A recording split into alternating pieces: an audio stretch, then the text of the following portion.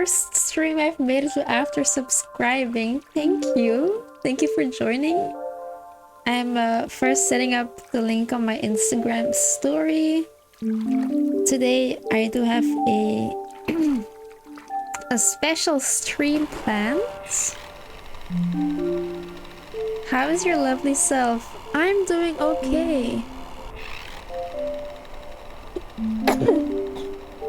Today I have a mental health stream planned while I look at ducks, or we can look at ducks. Let me just set everything up.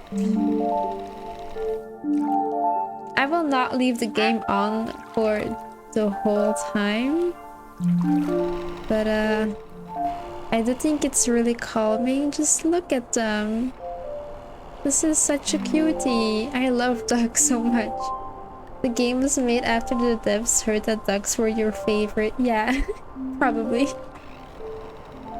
I think this game really helped me love ducks, because I'm playing on one of the DLC maps right now, but the original map is the Infinity Pool, and it's so calming. I just love staring at these ducks.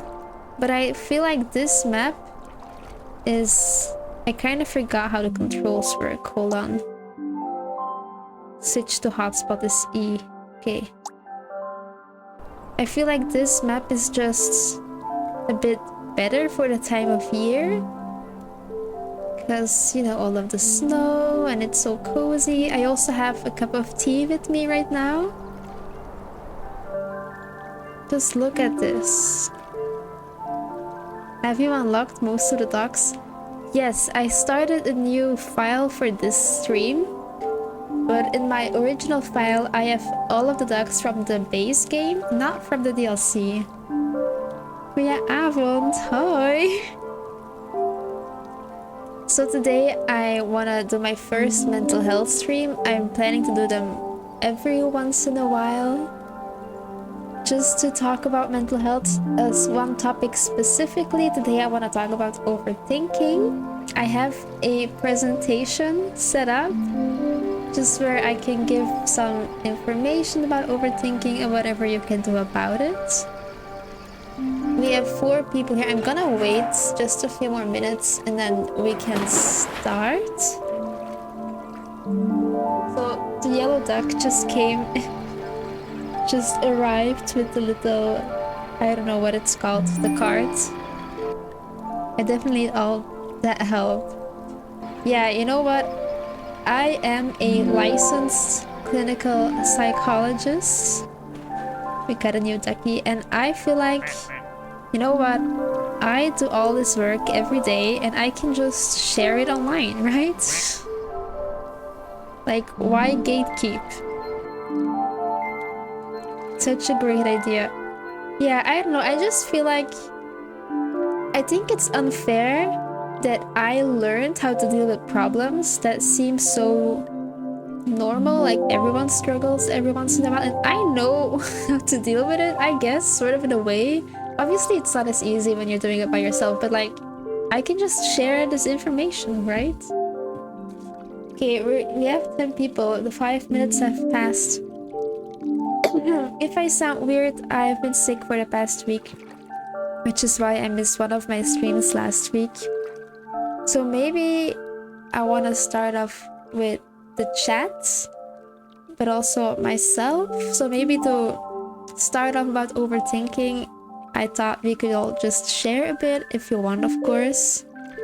I was overthinking like 10 minutes ago. Yeah, I feel like we could just share the topics you overthink about, and just how long it takes, when do you overthink. And to make it a bit easier, I'll talk about it myself as well, of course. What mad cuteness is this? Hello, hi! Thanks for joining. We are watching ducks. So yeah, overthinking. I think when it comes to social media, I'm just gonna jump into it, by the way. You know, trigger warning, I'm gonna trauma dump on you guys. Sorry. This is the only time it's allowed to trauma dump. One thing I overthink about a lot is social media because I really, hi Rip, I really want to do this as a job. Like, I love being on social media, I love creating content, I love everything about this. And I love the fact that I get it to do it out of the comfort of my own home and my room. Like, I'm a homebody. I love being at home. I like sitting in these comfortable clothes or pajamas and just doing what I love. But of course, when it comes to social media, you need like sponsors and brand deals, and that's what I overthink about because I have the tendency to lower my worth. So I will sometimes just minimize myself. I'll give an example. When I did an internship the past few years while I was studying, I would always feel like I was just the intern. So whenever colleagues or my bosses would be like, oh, we need someone for this task, I would not take initiative because I was overthinking and always just feeling like, well, everyone is so much better than me. I'll just let them do it because I'm just an intern. And I have similar feelings on social media when I'm like, you know what, with brand deals, other people are probably doing so much better than me and so much more popular and relevant and interesting, so I'll just not do much. I think, and you know what, sometimes you have to take initiative as like social media person. You have to ask brands to work together. I did that one time with Nintendo, like 2 or 3 years ago. I sent them an email through their website where they have like the PR thingies, and I got rejected. And back then, at first I was like, well, it's fine, I'll work with them someday. But now they're doing a lot of like sponsorships in Belgium, and I never get invited. Like a few, like I think 2 or 3 weeks ago, they did this sort of whole activity for the release of Legend of Zelda Echoes of Wisdom, and I wasn't invited, but plenty of people who I know from social media were. And then my first instinct is like, well, I'm just not good, right? Like, they're so much better than me, I don't deserve it anyway, so that's why. And I tend to do that all the time instead of asking for stuff, taking initiative. No, I don't do that. I overthink. I will lay in bed and be like, well, I don't deserve this. Thank you for subscribing, Toby J.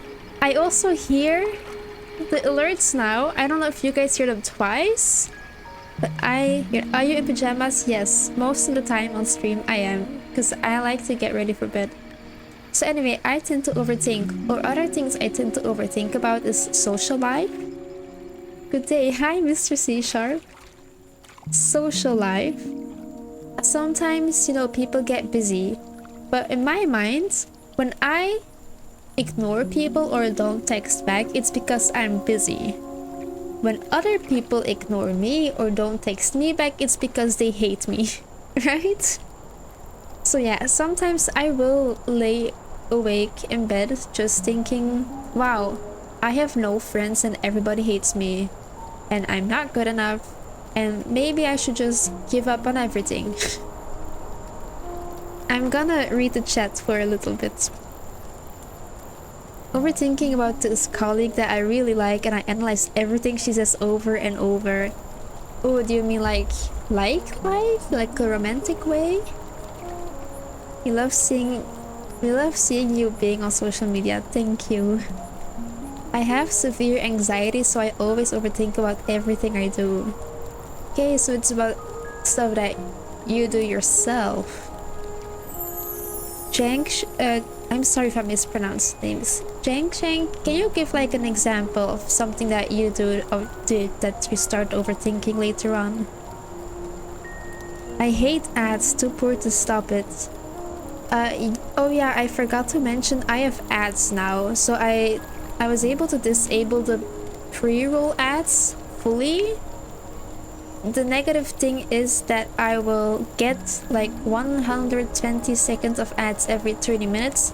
Supposedly it didn't work last time, but I'm supposed to get, thank you Azulari for following, I'm supposed to get a notification whenever I get an ad. I will stop talking when there are ads playing, because I do think talking about mental health is important, and I don't want to put it like behind a paywall or something that people miss information. So if you get an ad, tell me in the chat, I'll stop yapping and I'll just talk about anything else for the time being. So yeah, my subscribers don't see ads, so that's like one good thing about it, I guess. Those emotes are cute, thank you. People hate us. Yes, absolutely. Don't put yourself down. Yeah, I try not to. Like, I try to tell myself, well, I put a lot of work into my stuff, or at least I'm just doing this for fun and I enjoy it, and that's the most important part. But you know, we can't we can't always stop comparing ourselves to others. You know, it's easier said than done. I love your cosplays, thank you. So yeah, if you overthink, feel free to share, we can talk about it. As long as the chat is a little bit quiet, I will just continue. A bit earlier, I think I can just read the message. I was talking to a friend about imposter syndrome. I have this friend and he works with social media as his job, and I was telling him like, this is my dream. I want to do this so badly. And he was like, well, you should try to get in touch with brands and do partnerships. And then I was like, I try. I'm just gonna read the message I sent him, because I feel like I wrote it down so I got a bit more time to think. I wrote down, I try to do partnerships, but I have really bad imposter syndrome, and I am really quick to think, yeah, but why would they work with me? There are so many better people out there. And then I told them about the Nintendo thing I did like 2 years ago, and they rejected me, and ever since then I was like, I mean, I want to reach out to brands, but I'm way too scared. I'm scared to be rejected, or scared that they're literally gonna be like, not you. I did reach out one more time to Crocs. They were coming out with the Star Wars Crocs, and I was like, this is it. Because I don't know, people who follow me on TikTok and have been following me for more than 2 years, they will remember I used to do a lot of lightsaber videos outside in Crocs. A lot of my comments were filled with Crocs. Like, oh my god, you're not wearing Crocs, that's so disgusting. And then I got a sponsorship with DC Shoes, who are coming out with... Have you seen the Batmobile Crocs? I want to buy them. I really, really do. I get paid this week, so... So I got sponsored by DC Shoes for their Star Wars collection, and I made a whole advertisement thing I was doing around the fact that I used to wear Crocs and I now wear the cool DC shoes. Love the lightsaber videos, thank you. I remember the big fight, Crocs versus Bats, yes. So I contacted Crocs and I explained the situation like, hey, this used to happen. It would be really cool if we got to do that over again, but with the Star Wars Crocs, like, let's work together. And they were like, that's really kind, but we don't do sponsorship. So I was like, well, damn it, that sucks, but fine, right? Anyway, as I was saying, in the message I said, I have a really strong inner criticus, which is a term we use for like the negative voice in your head, those negative thoughts. So, for example, I see so many creators make advertisements around the new Legend of Zelda game, and I wasn't invited, I wasn't asked, not even to promote the game. So my first initial thought is, well, something must be wrong with me, right? Or my Instagram is underperforming, so they don't want to work with me because everyone is always better and I'm never good enough. Even though, for all we know, they just don't know I exist. Or maybe they have other reasons. Maybe they're like, well, these people are people we've already worked with in the past, they're reliable, So we prefer to ignore them. We don't really know who she is, what she does. Maybe that's the reason. I don't know. But my thought is, I suck. And I think about it a lot. So yeah. That's what I overthink about. I can continue rambling. Grab a cup of tea, we can do this for hours. I do have a presentation planned. They might have been overwhelmed with responses. Yeah, they might have been, you know? I don't know. But today we are going to see what you can do about overthinking and how, you know, how you can try to stop it. In a way, I don't think we can ever stop overthinking because it's just part of life. It's part of being human. But we can at least just try not to do it that much. Or sometimes you can start spiraling. Let's not do that. Today we're going to learn how to not do that. Nothing wrong with you. So hard to think logically when those learned negative pattern interrupts your thoughts. Yeah, exactly. You are a positive force on the internet. Thank you. I really try to be, and I think my position as a psychologist can help, because I have a lot of cool stuff to share. While we still look how cozy this little cabin is. Like, I could live here for like a week, especially with the pool inside and outside.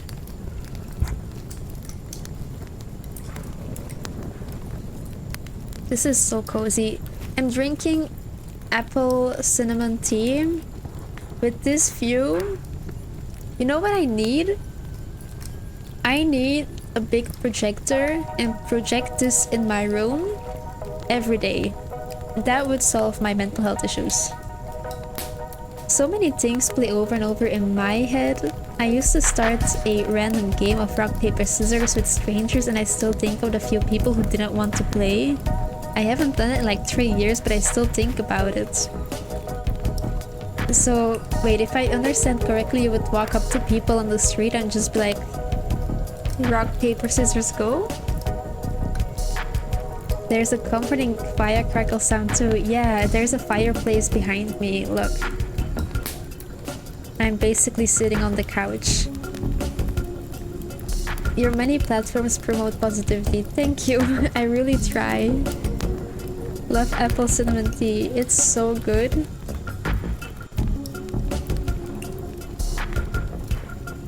I think having tea or hot chocolate milk is one of the best things about fall and the winter.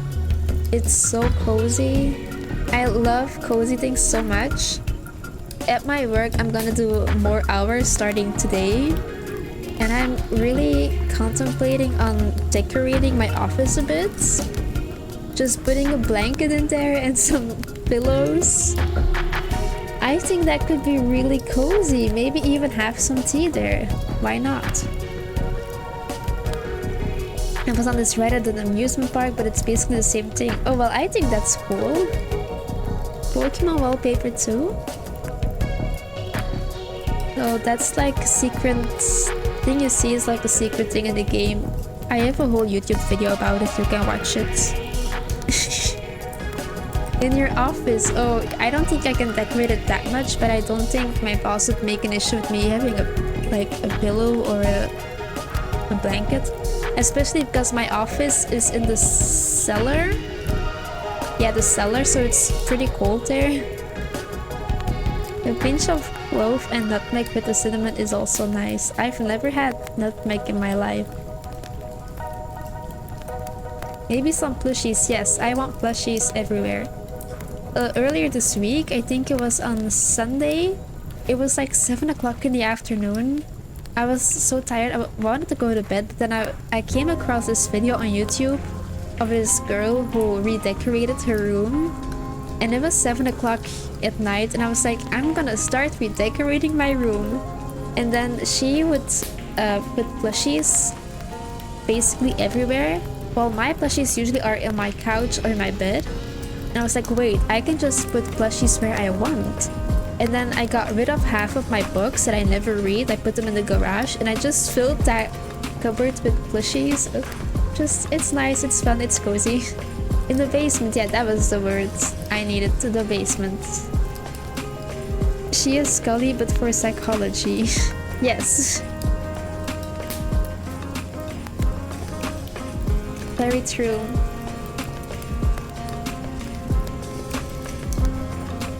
Okay, in about 9 minutes, we're gonna get an ad. But during the ad, I'm going to switch over to my PowerPoint presentation. I will turn off this game. I'll try to turn on some other music. And then, so you guys don't have to worry about missing anything. Why is it that late night is the time to be motivated and spend all day procrastinating? Thanks for the ad warning. Yeah, I'm supposed to get a something notification, but it didn't work last time, so maybe I don't have a second monitor, so I just watch it on my tablet. So maybe it doesn't work here. I'm not sure. We'll see. But I know it starts at around, I think, 35 minutes, because the first 5 minutes are skipped. So in about like 10 minutes or something, then we're gonna get 1.5 minutes of ads. I don't like it that it's that much, but it's either that or pre-roll ads, and I hate pre-roll ads. So you meant to get a 3-minute warning for ads. Yeah, I'm supposed to have that.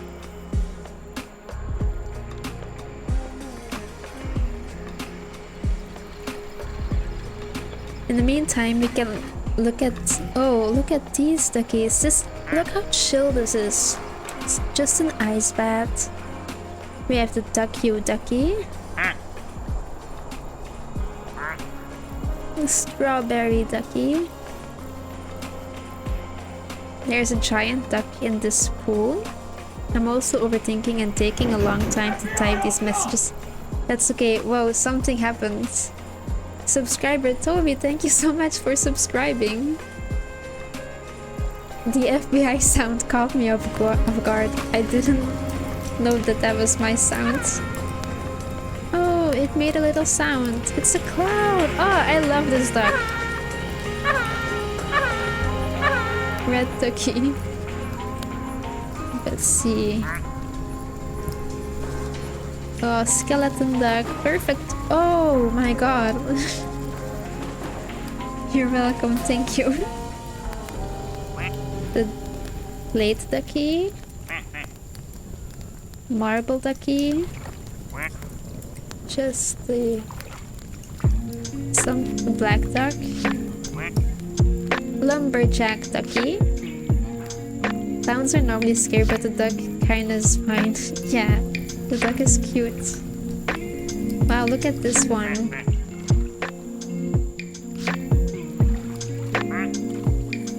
This one has a name. It's because of, this is like the mime duck. It's because of this little secret area over there. Can I... Yeah, this. I already solved the mystery. That was really fun. That was maybe one of my most fun YouTube videos to make. An idea for the next mental health stream: you could have an Insta story asking for questions about mental health or specific topics, so then you can answer them when it's quiet in chat. Oh, that's a good idea. Thank you, Irfan. I'm going to remember it for next time.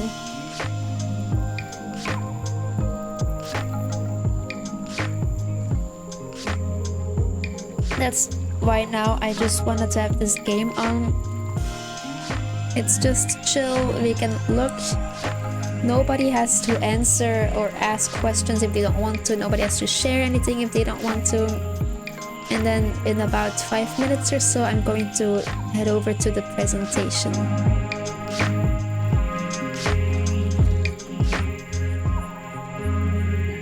Here we have the regular ducky. My favorite. I used to be one of the best people to go to when you were having a bad day, but now I can't interact with anyone without getting overwhelmed and anxious. Okay. What makes you anxious when you're interacting with people? for people to write their story, they want to be anonymous. Yeah, that's a good idea. Thank you. Very relaxed game with the soundtrack. I agree. I could just look at this for hours.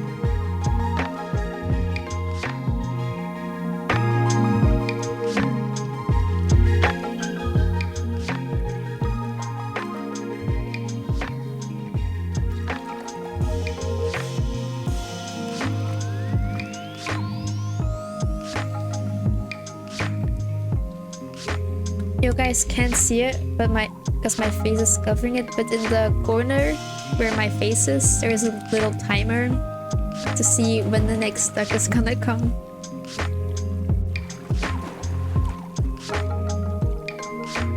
When I click with someone, I just try to do everything I can to keep them entertained, or I feel they will get bored and move on to someone else. Okay. Does it feels like other people are better, or that you're like a placeholder?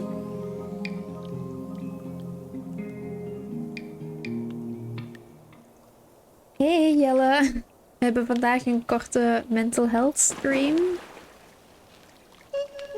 over het piekeren. Dus binnen 3 minuutjes start ik een presentatie, maar voor nu nog duckies. Jelle. Oh, new duck.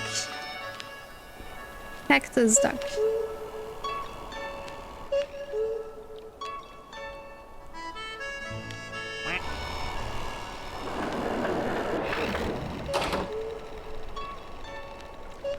Like, just interacting with them, yeah, I feel like everyone has a good grasp on how to know what to say, and I'm still thinking.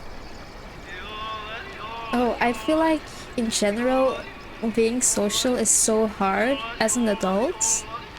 Because when you're a child, you get put into this situation, school or kindergarten, where interacting with people is just so normal. Because you have to play with other children. But then when you become an adult, it just feels so weird. Because I feel like these skills are not taught to us, we just do it. And then we get older and it's so hard to make friends. I think I'm afraid of them not liking what I say or thinking I'm annoying. I used to be able to just listen to people's problems, and now I'm so focused on their opinions that I have a hard time listening.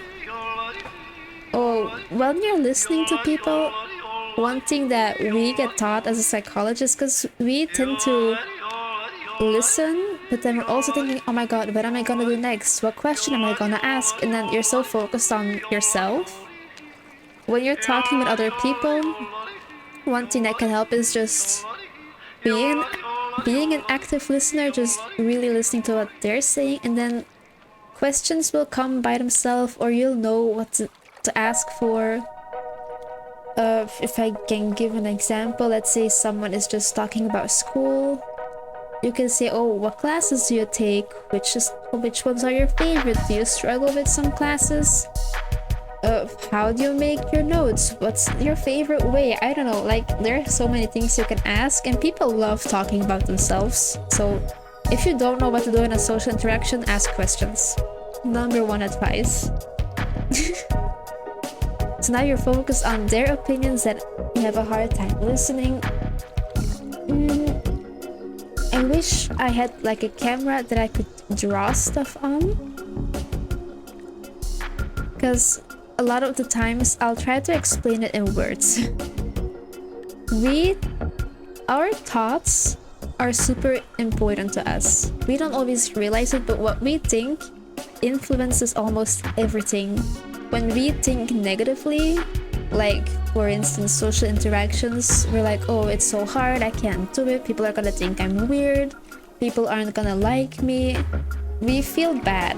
We have negative feelings because of negative thoughts, so we're gonna feel upset, stressed out, incompetent, disappointed, whatever. And because we feel bad, why is this frozen? Because we feel bad, we're also gonna behave differently. We're gonna be more insecure, like what I sometimes have is that I start stuttering, or especially in English, I start mispronouncing words. But what you can also have is that sometimes people will just avoid stuff, like they will avoid social interactions. They're just gonna stop going outside, or they're not gonna start talking to people because they feel like, oh, nobody's gonna like me, they're gonna think bad about me, so I'm just not gonna talk to them in the first place. But that has consequences, like we're gonna have an ad in 4 minutes, by the way. That has consequences such as not learning social skills, but also loneliness, or even more this feeling of incompetence, or just not having friends or not being good enough. So it's this really negative vicious cycle, and it's up to us to stop it. And if we want to feel better, we're gonna have to behave differently. And one way we can do it is by changing our thoughts. So one thing you can do is write down all these negative thoughts you have, such as nobody's gonna like me, they're gonna think bad about me, they're gonna think I'm weird or annoying, and then try to find more positive, helping, alternative thoughts. Something that helps me is, I don't think people are weird or annoying, so why would they think that about me? Or if they truly think I'm annoying, then they're not the right people for me, but they're not the right friends for me. So thoughts that could help you, such as, well, I'm just being myself, I'm not annoying, something like that. Anything that can help you. They could also just be positive affirmations. In social interactions, one could be, I deserve to be loved. I deserve to be... What was that noise? Was that my... I think my battery's low. One of those thoughts could be, I deserve to be loved. I deserve to be who I truly am, my own unapologetic, authentic self. If they can't deal with that, well, then that's their problem. Anything like that, something that makes you feel a bit better. Because when we start having more positive thoughts, we're also gonna feel more positive. Like when I start thinking, well, I deserve to be myself, anywhere where I am, I start to feel more self-confident. And when we feel more confident, we're gonna behave differently. Like we're gonna sit straight, fix our posture, smile more. People are gonna think we're more friendly, and it's this whole cycle of just positivity, all by just changing the way we think. And it's not easy, right? It's not that we write down positive thoughts and suddenly we're healed and cured and everything is good, but it's something we can train. And don't get me wrong, those negative thoughts will stay and they will still be your first automatic thoughts, but then it's this form of art in being like, wait, I don't want to think this way. I don't want to be negative about myself. How can I turn this into something positive? And here we go. That's how you learn.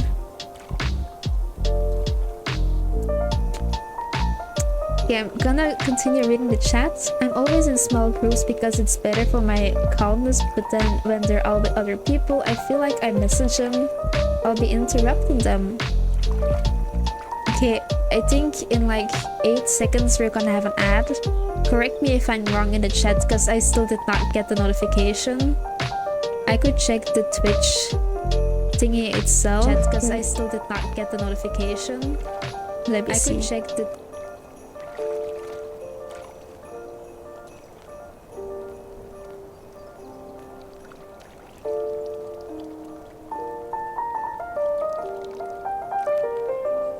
I did not add the ads manager, so that's why I didn't get a notification.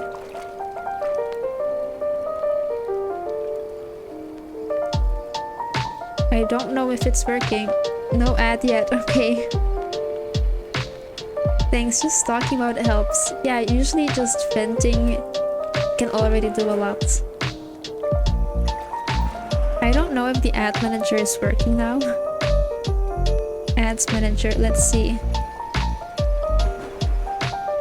Ad starts right now, or starting soon.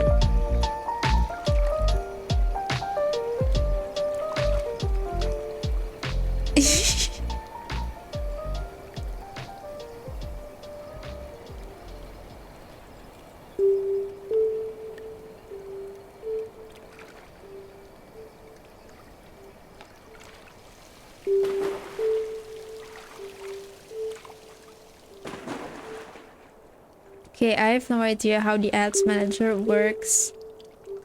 I don't know. I don't know. Ads manager.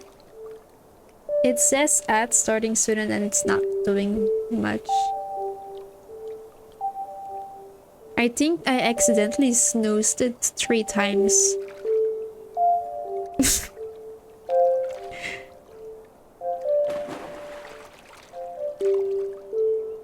Bobbing ducks are so relaxing, I agree.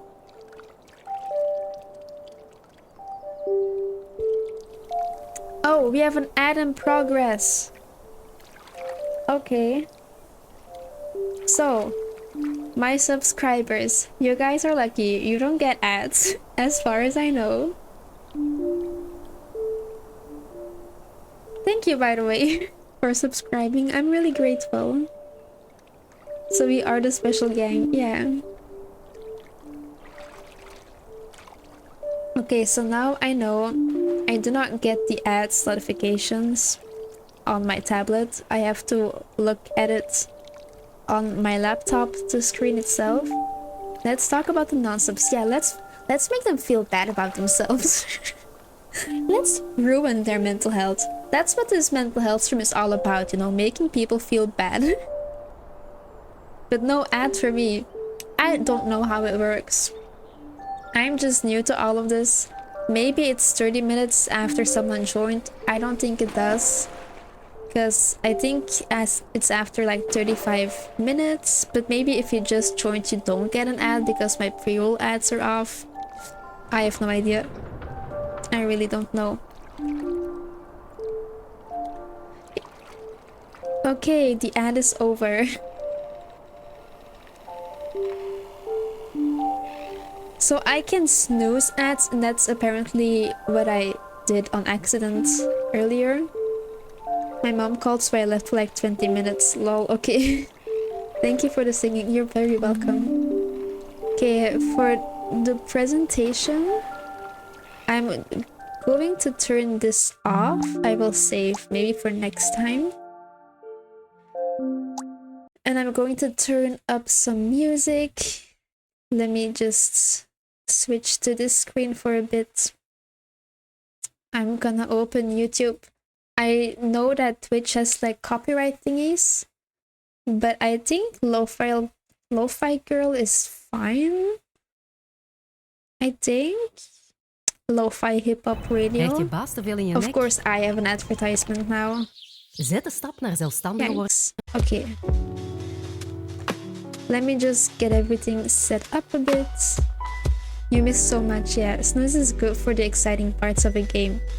Oh no, I think my Twitch snoozes automatically when I have like a peak in viewership or something. So maybe it snoozes automatically because it's like right now I have like 19 viewers, which is good, right? Watch back in VOD. Yes, I have VODs. They're supposed to stay online for 2 weeks. So that's fun. That's exciting. Okay, let me just get the presentation started. I can close Steam now. Stop overthinking. Share your story, give some advice. That's what I call it. I hope you guys can see it properly.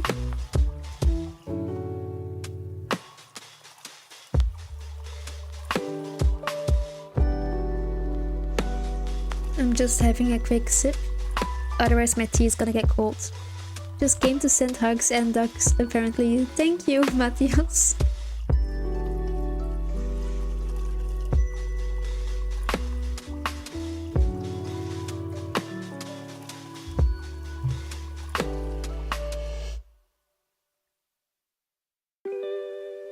Okay.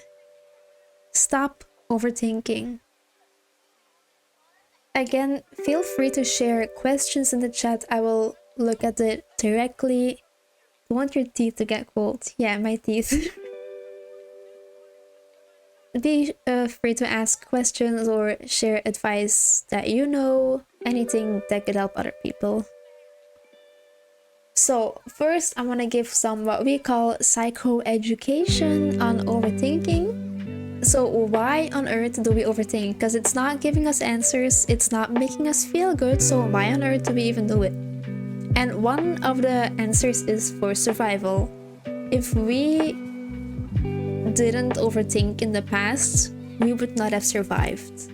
Like, you guys know the whole evolution thingy, you know, if something helped us in the past, it's gonna stay with us because it's a survival technique, and overthinking is sadly one of them. Probably way back, when you were overthinking, it would mean that you were in danger, so you were on high alert and just more aware of your surroundings so that you would survive. Also, worrying sometimes does help in a way, because when we think about like future scenarios or possible future scenarios, we could feel a bit more prepared. Or let's say you're gonna have this really difficult conversation with someone, like you have to share bad news, you can overthink it, but at least then you can feel a little bit prepared, even though we don't really like overthinking. Then there's also this genetic component called neuroticism. Neuroticism is a personality trait. The people here who have done a personality test will know neuroticism is one of the traits that you get tested on, and if you're like me and you score pretty high on it, it means that you're more prone to anxiety, depression, and overthinking. But of course, it has a component that's important for survival and procreation, like being alert when there is danger. It made us survive in the past, so our body is like, yep, let's continue doing this. Let's fucking go, right? And then of course, there's a more survival or the social element. We as people are social beings, even though we like being alone sometimes. In general, we're social, and especially in the past, in the times when hunting was still a thing, to survive, you had to stay in a group. Which is why a lot of us, just like in the chat, social anxiety is a big thing, and we worry or overthink about social situations, like what are people gonna think about me? What if they think I'm annoying? That is because we used to stay in group. And if you were feeling left out, or you were actually left out of the group, that was bad for your survival and procreation. So we learned to keep thinking about what's important to be able to fit in, this sense of belonging to have with other people and a group of people, just so we could survive and procreate. Which is why with social conflicts, we tend to overthink, because we are taught to be afraid of losing people in our lives. Very tribal, we need protection and feel we have to contribute and belong. Exactly. Okay, my question for you guys is, hi beautiful girl, hi. I'm gonna give you guys some time to answer in the chat. What would you do if you were to never overthink? What would you do if you never experienced fear or sadness? How beautiful would life be? Scully Lord, hi! We're talking about mental health. Okay, so what would you do if you never overthink or never experience fear or sadness? Nothing stopping you. What will your life look like? Mental health is important, exactly. That's why we're working on it today. It would make me more confident to talk to people. If I never overthink, I would love to sleep better. Okay, so you tend to overthink before going to bed. If I were to never experience fear or sadness or overthinking, I think I'd be a bit more like Irfan, like more confident in myself. I think sometimes I try to hide who I am because of this fear of what other people might think, even though I know it's a bad way of thinking, it's still inside of me. I overthink so much when in bed or if I'm bored. Yeah, that's a big one. I will talk about it later in this presentation. More fearless in decisions. Okay, yeah. I probably also wouldn't overthink too much what I would do. Yeah. If I were to never experience sadness, I think I'd also choose normal. I think I'd also just dress differently. Probably. I wouldn't keep going back over my decision from the previous day. That's a good one. I do think that I would become a therapist and help people overcome their problems. There you have it. That's a good idea. I think life would be so much better if we were all to just never overthink, but also sometimes it helps, but most of the time it doesn't really lead to a solution or anything. But okay, what would you do if you never overthink, and what would you do if you were never to experience fear or sadness? Have that in mind. Do it. Test it out. I'll give an example. With my internship last year, I was really insecure and I wanted to fit in because all of my colleagues were such cool people. They were so like professional but still fun and authentic. And then one day I used to never ever wear dresses or skirts, and one day I was like, you know what, I really like this outfit that has a skirt and like long socks, which is like socially unacceptable in my country. I was like, I'm gonna wear it. And then I got compliments and I felt so good, even though I was afraid at first. I tried it out, I tested it, and it worked. So sometimes we tend to overthink and we think that the worst possible scenario is gonna happen. Like sometimes maybe you could think, oh, I want to talk to this person, but I don't know, I have this at conventions with women. I'm like, oh my god, they're so pretty and hot and I want to talk to them, I want to be their friend, but they're gonna think I'm weird or some little freak, this weird nerd girl, ugh. But you know what, if you try it out, sometimes it does have really good and positive results. And all that fear was for nothing. Who could have guessed? Fake it till you make it, exactly. Okay, so now, how on earth do you stop overthinking? What do you do? That's gonna be the rest of this presentation. Step 1 is awareness.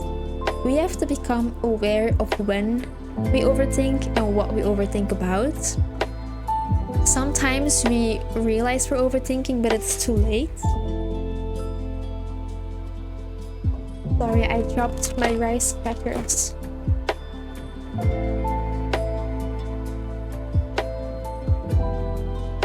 So one important thing is to do not push the thoughts away, because sometimes we could be overthinking and be like, oh, I don't want to overthink and I'm just gonna scroll on TikTok and use some brain rot to just try to avoid those thoughts. But the more we avoid thoughts, the more they're going to come back eventually. It's kind of like, you know this Chinese finger trap, like in the movie Mulan? When you put your fingers in and you really want to get them out and you start pulling your fingers out, it's not gonna work. You cannot get your fingers out. But if you like accept it and stay calm, don't panic, and you can just take them out. That's kind of like our thoughts. If we try to push them away and avoid them at all costs, it's not gonna work. It's not gonna give a solution either way. So how do we stop overthinking and how do we become aware of when and what we think about? One thing I like to do in therapy, I'm gonna see if I can give an example. Get a rubber band, just like this one. Put it on your wrist. Just carry, it's a bit big for now, but it doesn't matter. When you realize you're overthinking it, snap it.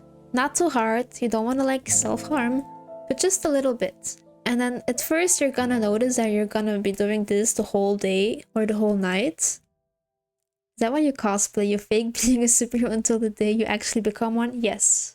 Very true. So when you wear a rubber band and you just let it go against your wrist, at first it's gonna be like, I'm doing this the whole time. But it's gonna signal things to your brain. It's gonna be like, it's gonna make an association with the overthinking. So you overthink You snap the wrist, the elastic, sorry, I'm tired. And then you're gonna be like, all right, this was my little homework exercise from Veerle, my therapist. I'm overthinking. And next time you're doing it again, like, oh my god, I'm overthinking again. But because you become aware of it, you can like break the pattern. What if I just pinch myself? I don't need people to see me. That could work as well. Once you're aware, or once you do not need the rubber band anymore because you already notice yourself overthinking, one thing you could do is, well, they recommend you do this out loud, but I can understand that it's awkward, especially if you're in public. But tell yourself, stop. I notice I'm overthinking about, for example, social interactions, but I'd rather think about something else. I'm gonna give an example. Stop, I notice I'm overthinking about my self-worth, but I'd rather be thinking about Dexter, which I'm rewatching, and how much fun I have with the show and the Ice Rock Killer. And I can go spiral about positive thoughts. The last one is just, you don't really have to start thinking about anything else, but you could just tell yourself, wow, I'm overthinking again. Just becoming aware. You don't really have to stop overthinking just then, but already being aware that you're overthinking and what you're thinking about is the first step. That's the first step to healing. You're entering your healing era. Okay, this is running low on battery.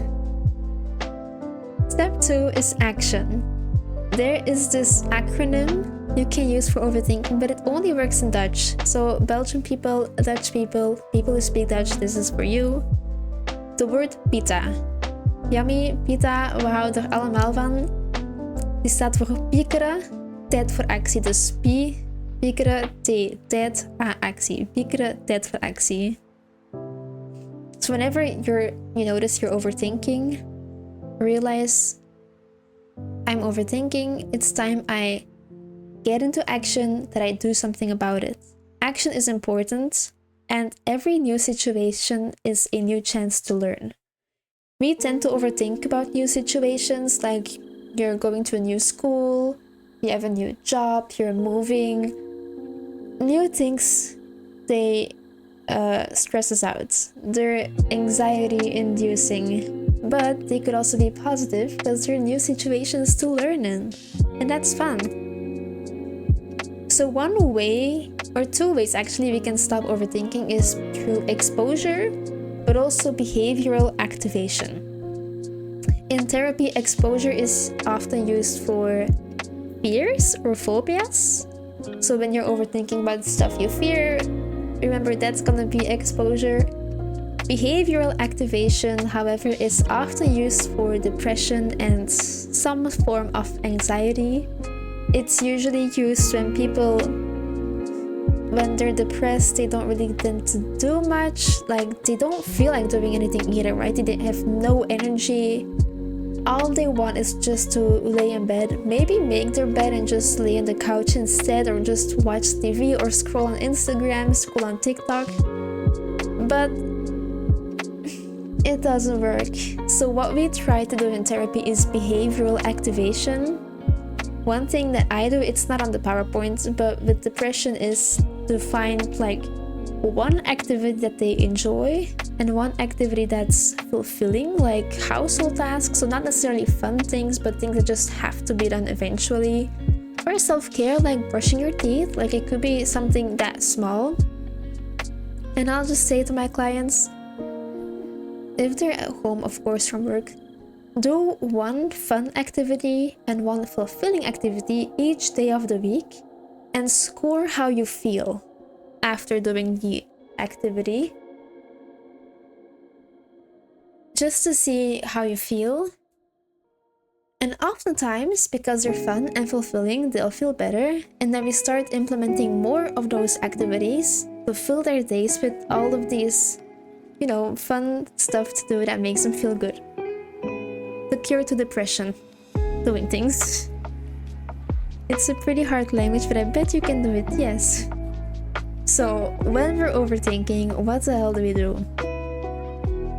As I said earlier, avoiding overthinking makes it worse. So, avoidance maintains the symptoms.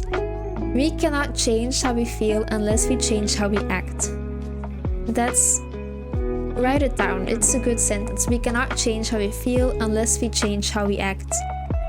If you want to feel better, you're gonna have to start acting differently. We cannot feel better unless we actually change. There's this one quote that people claim is from Einstein. I'm not sure it is. I don't think it is. But insanity is like trying to do the same thing over and over again, but expecting different results. That's the same thing here. You cannot expect to feel better if you're just gonna stay the same. So, with exposure and behavioral activation, we tend to go for the short-term happiness but long-term regrets. For example, not starting a task.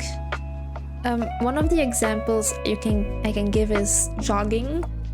Let's say you have the idea of going to run 3 times a week in the morning after waking up. You've been doing it for like a week and then suddenly you're like, ugh, I don't want to go running anymore. I'm so tired. I want to lay in bed. I don't wanna run anymore. And then at first it's gonna feel good because you're gonna decide, well, I don't have to run. I'm just gonna lay in bed and sleep some more or scroll my phone or watch TV, whatever.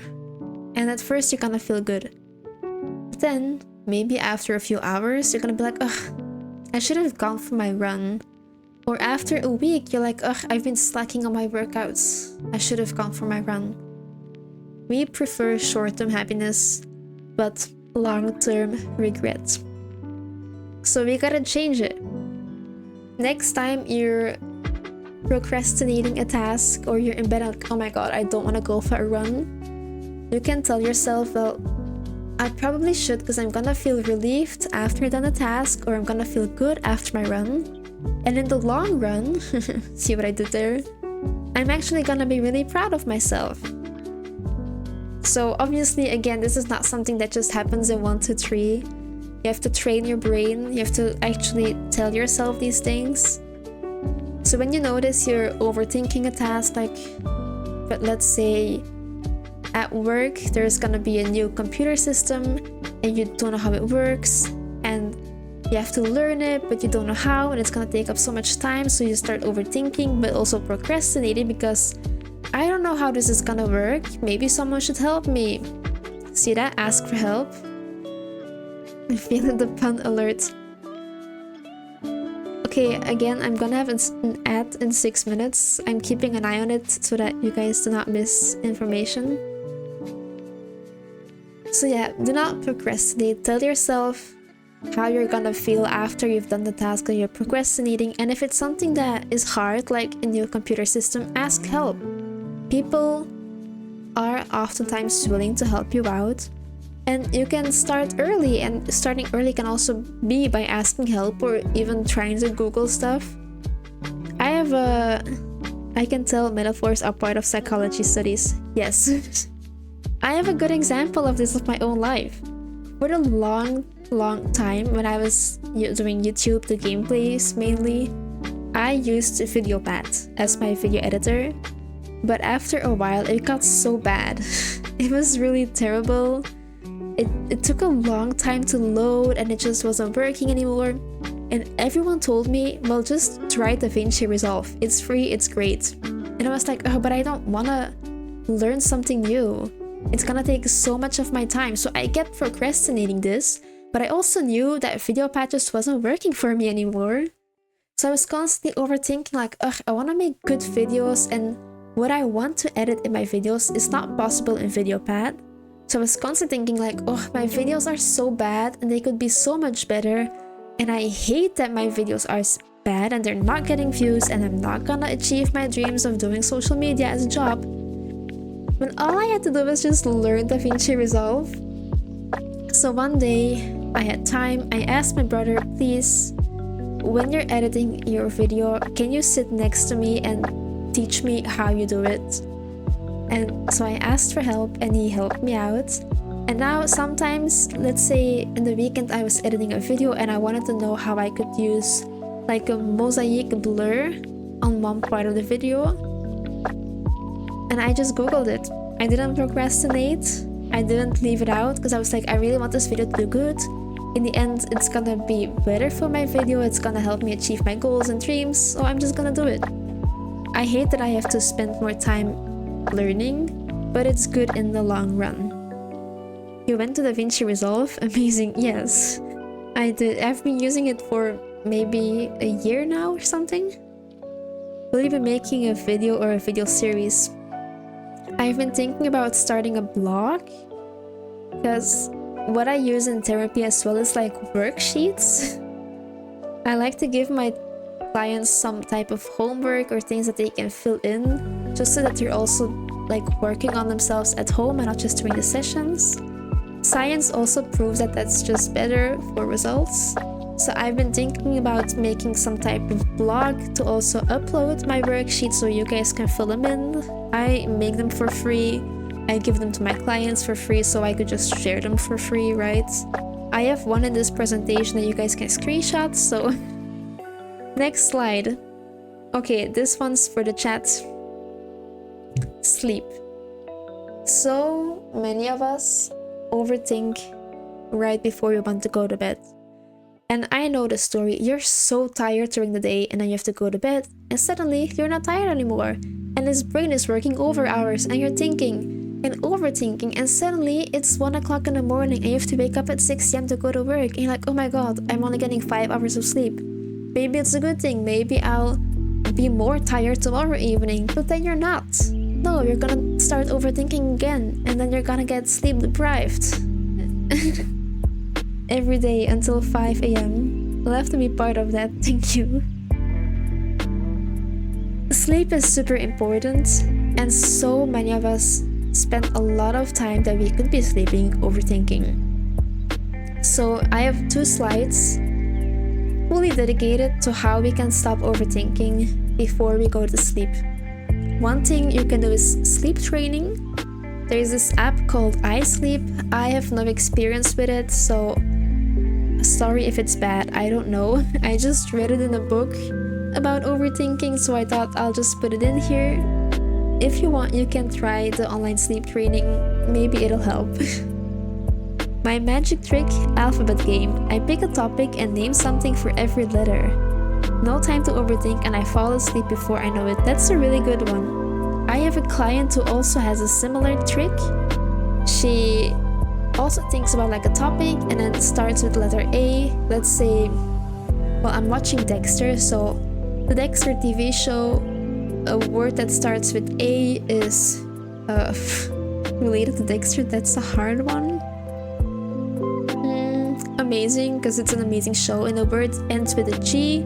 So the next word to think about is something with a G. I don't know, I'm too tired for this, but that's something you can do. Start thinking of words. I organize Pokemon cards into binders when I can't sleep. That's also really good. No time to overthink and I fall asleep. That's a really good one. Did not have listening to psychology on my to-do list, but it's really cool to learn something that could possibly help me and so many others, so thank you. Thank you for being here. I have an ad in 50 seconds, so I'm just gonna take a quick break. During the ad, I'm gonna grab a drink as well, and then you guys will not miss anything. We have 40 more seconds.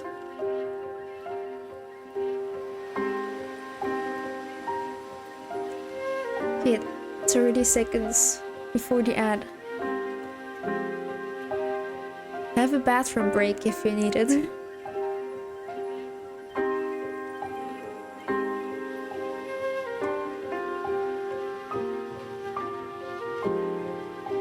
I can't believe we've already been talking for like an hour. We're not even halfway through the presentation. Tea break, exactly, but now I'm gonna get some water. Okay, enjoy the ad.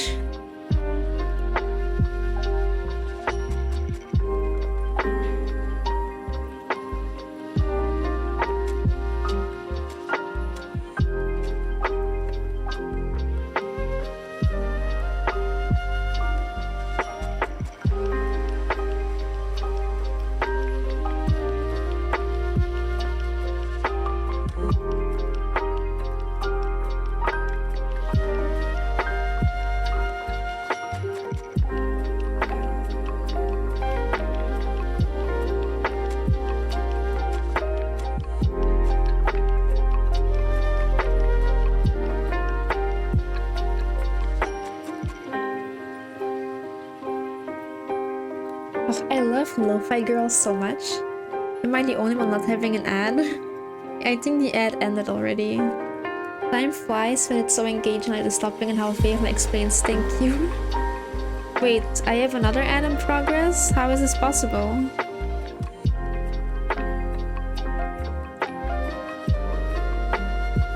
Didn't see an ad. I think Twitch is tripping because it said ad in progress when I went to get a drink, and now it said ad starting soon, and now it says ad in progress again. Really is chill and calming to listen to. Thank you.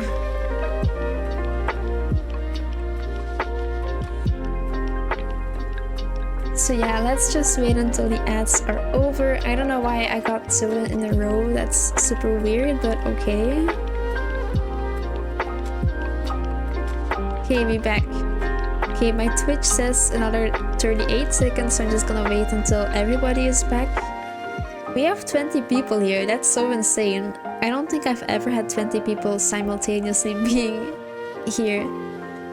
For the people who are, welcome. We are talking about overthinking. Especially right now, before we go to bed, I'm starting the slide right now. So if you're new, you haven't missed a thing.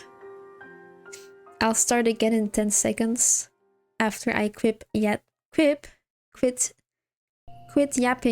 Mental health advice is a big W, and it's just important.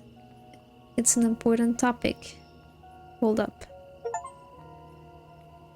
Okay, we had the online sleep training. The next thing that I advise everyone to try is when you're laying in bed and you notice you're overthinking, we had the step 1, become aware that you're overthinking. So when you've mastered that, you're gonna realize, wow, I'm overthinking. Let it just happen for a little bit until you've noticed that 20 minutes have gone by. After 20 minutes and you're still thinking, wow, I'm overthinking, leave the room. This is super important because our brain makes associations. So when you're laying in bed and you're overthinking, if this happens a lot, you're gonna make the association with your bed and overthinking. So the next time you're laying in bed, your brain knows, oh, we're laying in bed, it's time to overthink. Your bed should have two rules: sleep and sex. The only two things that should be happening in your bed, maybe reading. Reading is fine as well, but everything else, do not do it in your bed because you're gonna learn that that's something that happens in bed and you're not gonna be tired to sleep. So when you're in bed and you notice I'm overthinking, it's been 20 minutes, leave. Bed becomes an overthinking battlefield. Exactly, that's a great way to put it. Watching TV, it's better not to do it, but I do it myself as well. Do as I say, not as I do, but also just do whatever you want. If it works for you and it doesn't really harm you, then I don't see why it should be an issue. My bed is a battlefield against mosquitoes. Okay, so you're overthinking, 20 minutes, you leave the room. Do something else. Do something that's calm, not too fun, because if you're having too much fun, you're not gonna want to go back to bed. But also don't do anything that's annoying. Don't do things like household tasks, like things that are useful but not fun. Try to choose something calm, like reading. People say don't use your phone before bed, if that's something that helps you. What helps me is playing Candy Crush, for example. Candy Crush makes me fall asleep like a baby.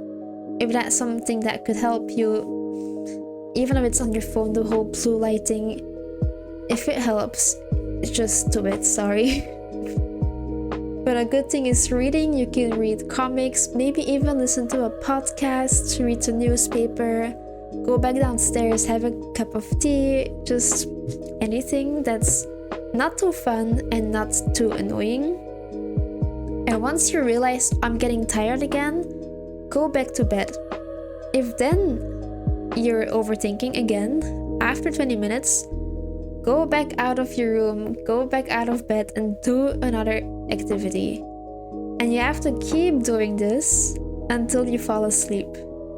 This is gonna be a burden, it's gonna be really, really hard, but do try to wake up at the same time as usual. It's really important that you do at least try going to bed at the same time and waking up at the same time to have this rhythm so that your body gets used to it. It's not easy.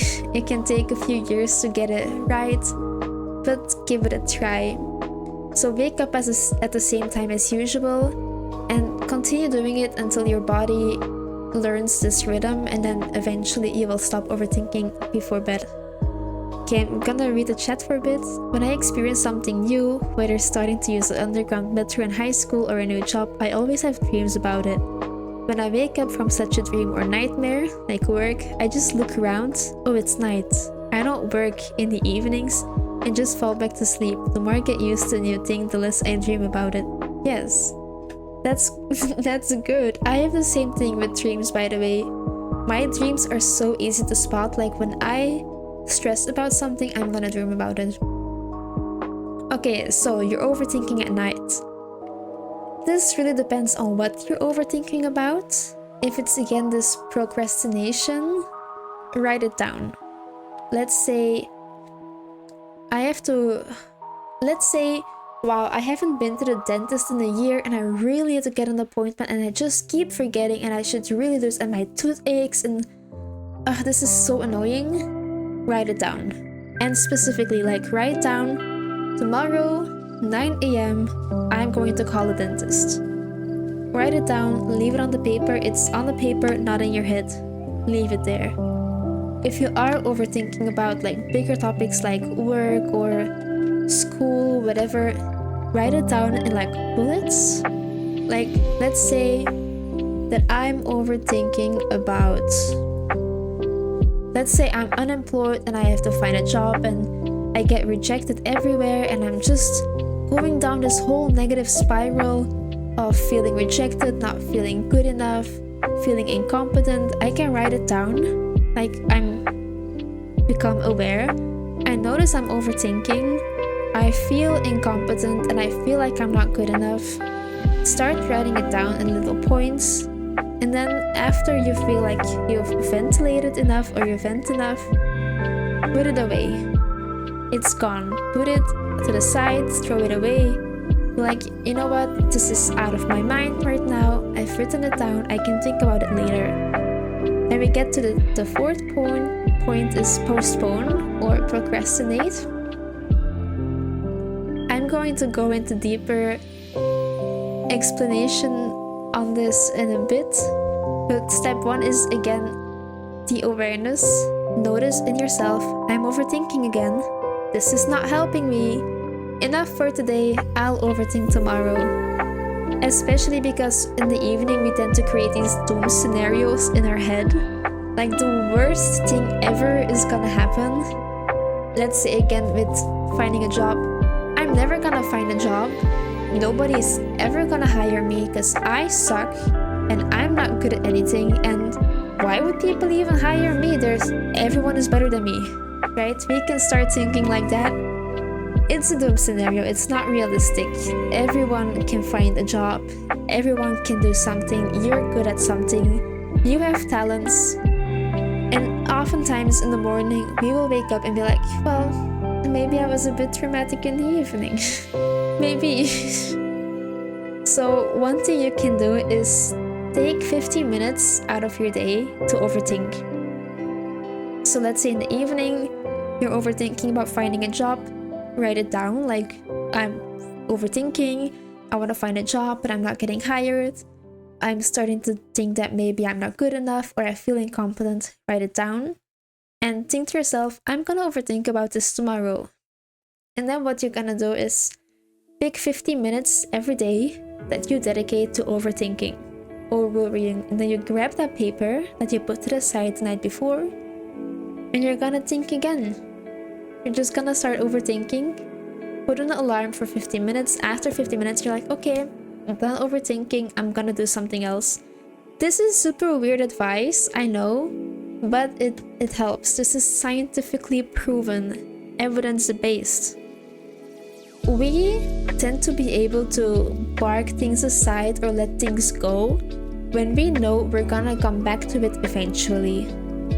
I think when you're procrastinating a certain task, it's easier to like let it go because you know I'm gonna do it eventually, just not now. We can do it with overthinking as well. Just be like, well, I'm gonna do this tomorrow. I'll write it down. I'll overthink about it tomorrow. Bye, Kevin. Okay, here we have a nice kitty cat instead of ducks. Other things you can do when you're overthinking at night is relaxation. And I know I can already hear some people thinking, ugh, I don't want to do meditation. We're not gonna do meditation, okay? You don't have to meditate if you don't want to. You don't even have to be mindful if you don't want to. One thing you can do is really, really easy, is what we call progressive relaxation. Now that's a cute cat. Yeah, right? So progressive relaxation means that you're gonna bring attention to muscle groups. So this is something you can do in bed. Let's say you're overthinking, you notice I'm overthinking. It's not been 20 minutes yet, so you're not gonna leave the room. You're gonna think, okay, I'm going to do some progressive relaxation. And that means that you're just gonna lay straight in bed and then you're gonna, I don't know the right words, let me just Google Translate. But basically you're gonna like tense up a muscle group, let's say your right arm. You're gonna just think about it like, oh, I feel my muscles. I need to find the right word. Why can I not? Why is my English so bad?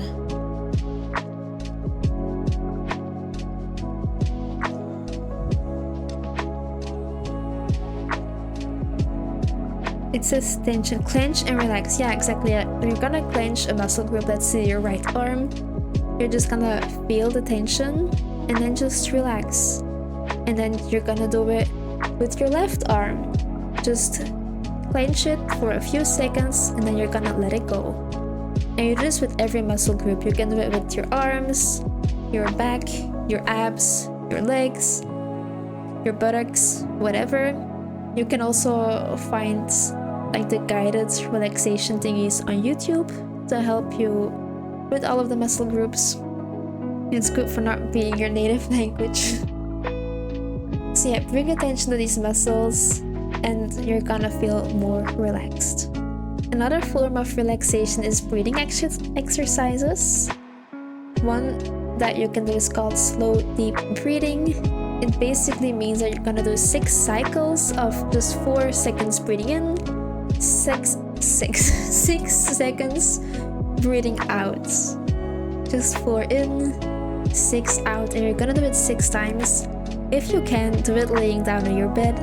Put your hands on your stomach and do the stomach breathing so that you're not gonna breathe from your chest like this, but out of your stomach, that it just expands and then it goes back down. Try doing it 6 times. But you can also do this to 4 breaths in, hold it for like 3 seconds, and then 6 breaths out. It also helps with your heart rhythm, by the way. So if you can also do this when you have like a phobia for blood or needles.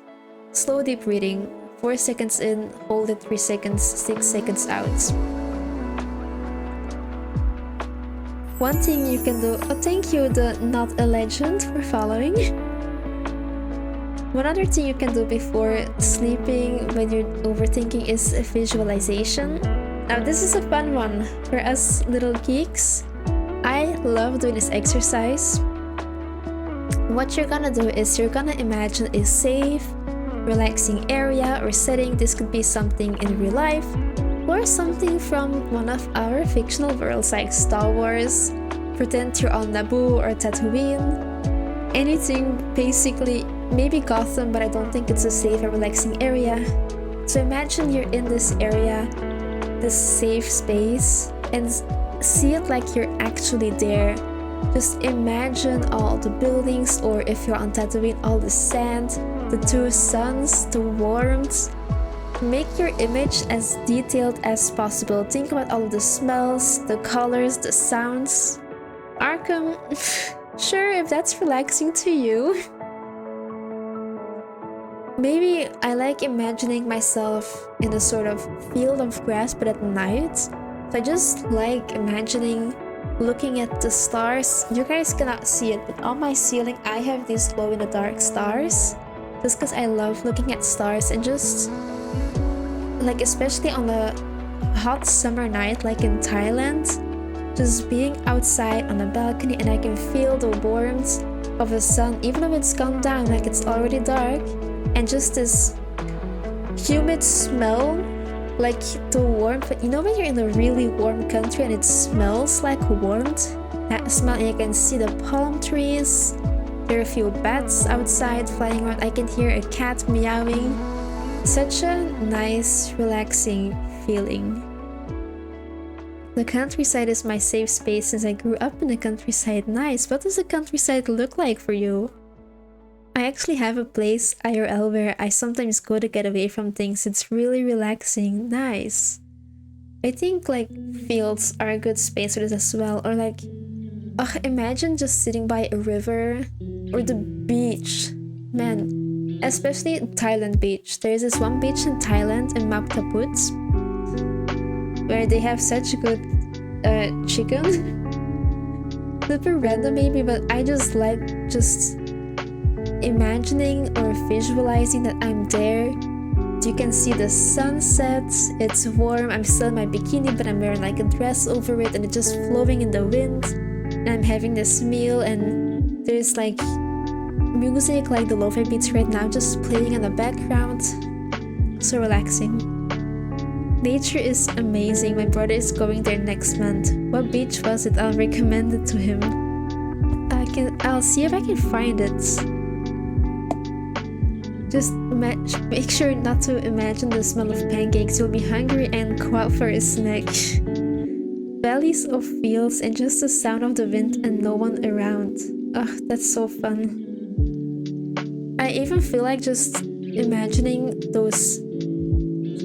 these settings or places. This is such already a calm and relaxing feeling. I'm gonna try to find the beach.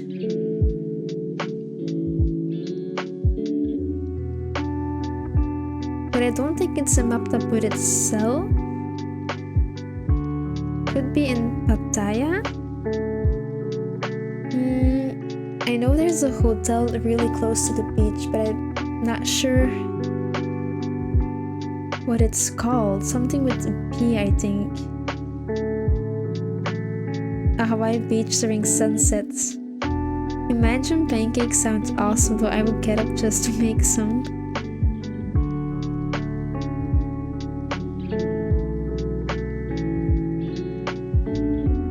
I'm just trying to find the hotel, but I don't think I'm gonna find it. There's so many hotels in Pattaya. But I know how the hotel looks like.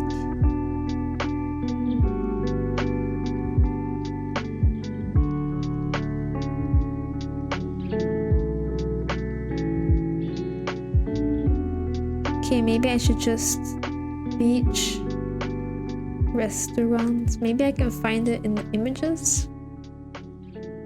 Because all of the chairs were like made out of like woven wood thingies.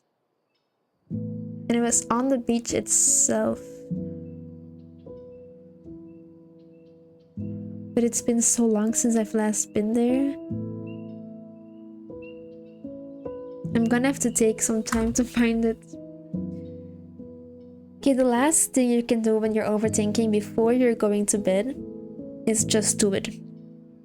If you're overthinking about something that you can solve within like 10 minutes, go and do it right now. Sometimes we can think, oh, I'll just do it in the morning, but you're still gonna think about it, so it's better to just do it. I think a month ago I got my first paycheck, and it didn't, or at least I didn't remember it being the same as in my contract. And then I was laying in my bed overthinking, like, where did I put my work contract? Where did I put this? And at first I was like, I'm just gonna look for it tomorrow, I'm gonna try to sleep. But after 5 minutes I was like, I cannot get this contract out of my head, I'm gonna have to look for it right now. So I just did it right there and then, just get it over with. However, all we've been doing right now is find solutions or things to do when you're overthinking, usually about things that you can control. But sometimes you cannot control everything. Sometimes we overthink about stuff that's not in our control. Some of us, I'm sure I'm not the only one, can start overthinking about stuff like death. Right? Sometimes I'll be like, oh my god, one day I'm gonna die. One day I'm just not gonna be here, or one day I'm gonna lay in a hospital and I know or feel myself dying. That's something that's possible, that's gonna happen, but it's not in my control. So what you can do is tell yourself that it's useless to overthink, and then do the whole get up after 20 minutes, do some relaxation, do something. Don't spiral. That is the important part. Do not panic, don't spiral. Get up, do an activity, something that's worth something to you, something that's relaxing, visualize a fun space like the beach, and try to be aware of your overthinking. What else can we do? We're almost there, by the way, it's almost done. What else can you do when you're overthinking? As I mentioned earlier, we have this 15 minutes of worrying. So what you want to do, this has gotten me so panicked once that I nearly fainted. Damn. Don't panic. Sometimes it's best if you notice you're overthinking, let's say about death, that you just recognize like, oh, I'm overthinking about something that's not in my control and it's not gonna make me feel better at all. So I'm just gonna leave it here and I'm going to do something else. I think for those things, the whole things that you cannot control, the part of becoming aware of your overthinking is really important, just to break the cycle. So the 15 minutes of worrying. Hold up. Like I said before, you're gonna choose 15 minutes in your day that you're gonna spend worrying. This could be when you're on the train or on the bus, or when you just get home from work, or when you're about to leave for work, maybe during your lunch break. Now I just say harde kaas and move on. Yes. Just pick 15 minutes where you're just gonna sit down, not in your bed, sit down somewhere on the table or walk around, and you're gonna just overthink. Just think about all of the stuff that you've been worrying about.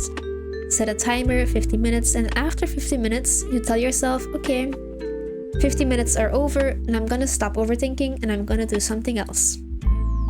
Like I said before, knowing you will get time to think, or knowing you'll get time to do something makes it easier to let it go.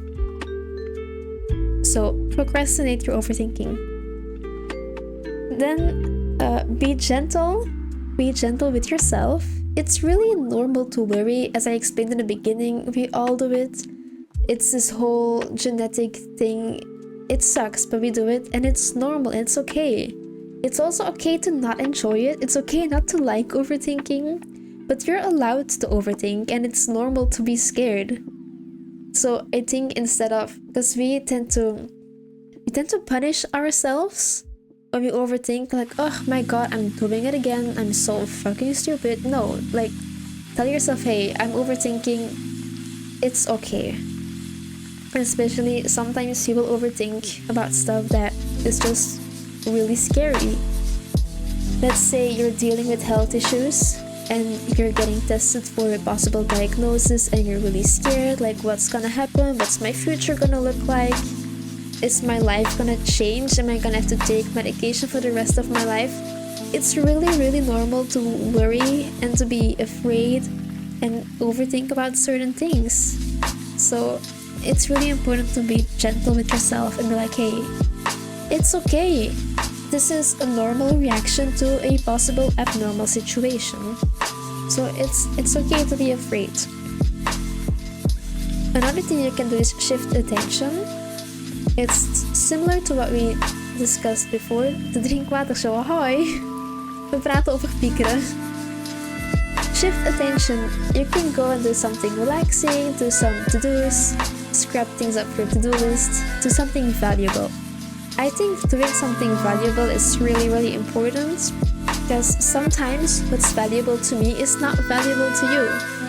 And sometimes those valuable things can seem like you're avoiding your thoughts or avoiding situations, when that's not always the case. Let's say your music... Oh, mijn muziek is wel luid, sorry. Hold up.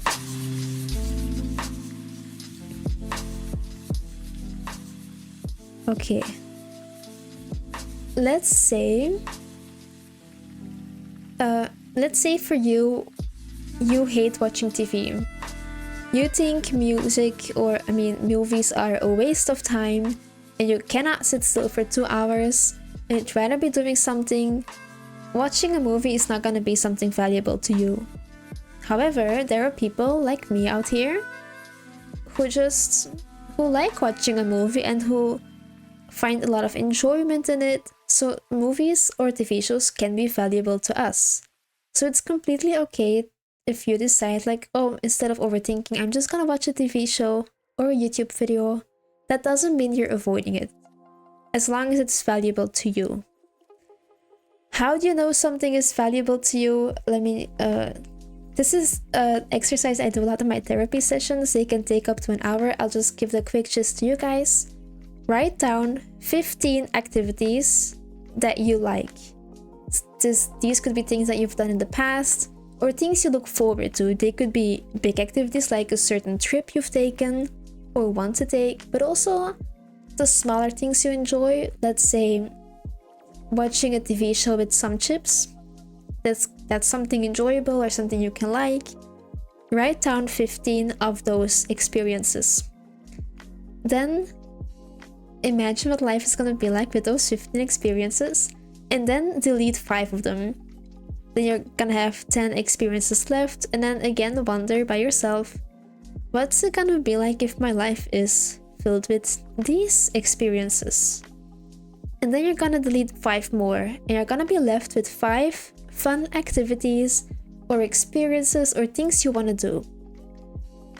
In each of these activities, write down a value. This could be friendship, love, fun, justice, anything. Just link one value with each activity and you will find some of your top 5 values. And what you can do is just find different activities that are related to those values. Let's say one of my top 5 values is fun. I think life should be fun. I think we should all have more fun. So I can decide, oh, what are some fun activities that I consider fun? And for me, that could be reading, watching movies, amusement parks, anything. So next time I'm overthinking, I could decide I'm gonna do something valuable and watch a TV show. I can read a comic book. What's something I think is fun? Playing games, but maybe that's not something you should do before going to bed. But yeah, I can play a video game. That's something valuable to me because I think it's fun, and fun is important. So do something valuable. Another thing that's really important in life in general is to balance your energy. In my therapy sessions, I do this exercise where I draw a sun and a cloud, a rainy cloud or a stormy cloud. The sun are activities that give you energy, and the cloud are activities that take your energy. So with the sun, these are things that are valuable, like I just explained, things that are fun, things you look forward to. I have a whole list with other adjectives. Hold up, this is gonna help. So yeah, write down under the sun things that you enjoy, things that you like, what gives you energy. And with the cloud, you can write things that take up a lot of your time, things that you feel like are a waste of time, or whenever you feel like, oh, I'm going over my boundaries, that could take up a lot of your energy. Those belong under the cloud as well. They are activities that are not fun, they are exhausting. You can write them down. And ideally, we're gonna find a balance, because sometimes activities that take your energy are just things that have to be done, like work or household tasks, you can't, not do them forever. But try to find a balance. For me, for example, I I don't find work very enjoyable, so it takes my energy. But I like to compensate it with watching TV shows that I like Dexter, which I'm watching again. So that's a fun, valuable activity for me. Or like right now, streaming gives me energy, or at least I look forward to streaming. So there's a nice balance in my day between things that bring energy and take my energy. Now, valuable activities. Think about things you do when you're not overthinking. This is also a good way to know which activities are valuable. Feel free to screenshot this, by the way. Nice, I'm watching The Office fully. Nice, I watched The Office not too long ago as well. Okay, valuable activities. What you can do to find out which activities are valuable is by filling in this little table. So you can just at the end of the day, just think to yourself, okay, what day is this? Is it what activity did I do? And how was my overthinking? Did I overthink a lot during this activity, or not at all, or just a little bit? And let's say you do this every day for a week, and by the end of the week, you're gonna have a whole list of things that... Sorry, my headset is making a lot of noise because of the battery. It's fine. At the end of the week, you're gonna have a whole list of activities that make sure that you're not overthinking at all, and those activities are valuable to you.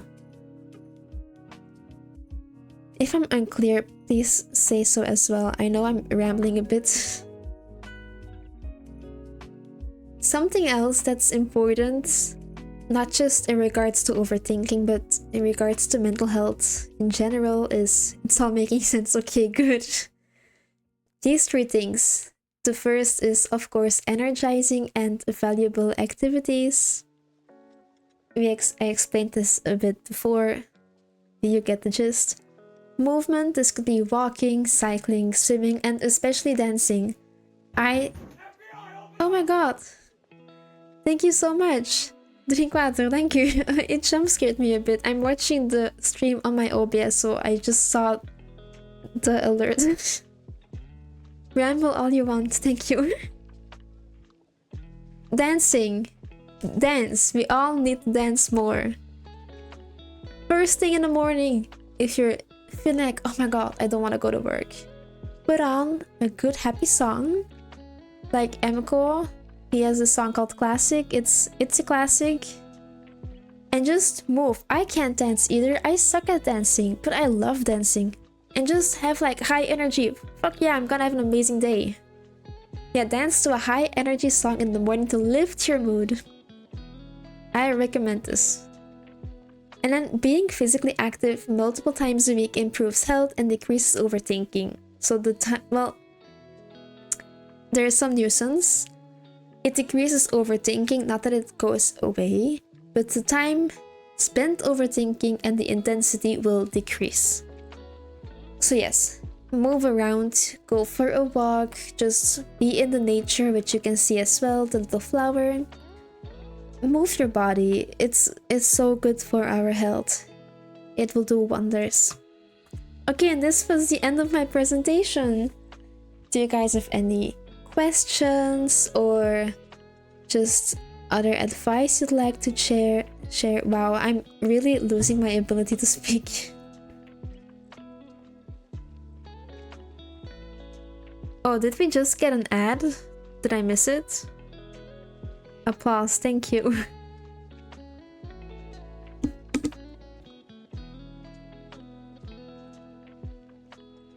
It's something I can come back to, yeah.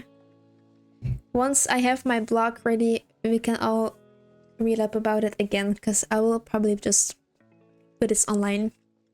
A great reference point. Thank you. Oh, I did not expect this to like take almost 2 hours.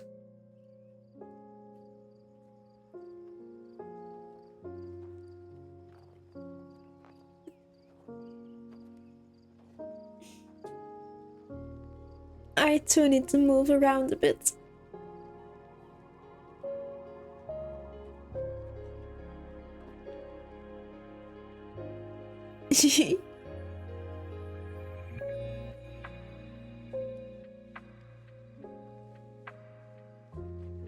Well done, that was great, thank you. I will be doing these a lot more as well. If you have topics you want me to talk about, feel free to recommend them in the chat or send me a message on DM on Instagram. It does have points that I need to think about, and knowledge is half the battle. Exactly. That's why step 1 is awareness. Sometimes just knowing about an issue is already a big step in the right direction. I appreciate it. It was useful. Got a few new things to overthink about. I recently started going to the gym and that really helps, but my ass hurts now too.